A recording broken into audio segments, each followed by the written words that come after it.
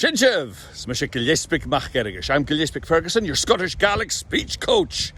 And I'm here to help you get rid of English words from your Scottish Gaelic.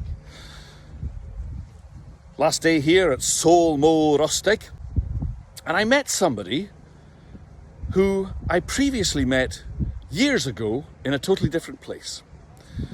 And instantly the Gaelic phrase, "it's a small world," came to mind. Shesul Bickahown.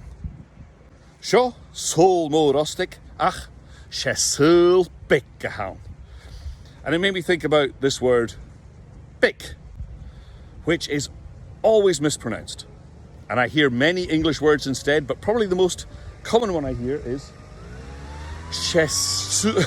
I've driven about 3 miles from that leaf blower.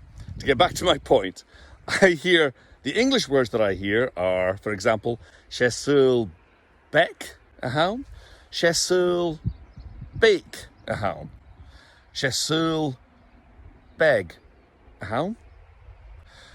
But the Gaelic word is distinct. It's none of those.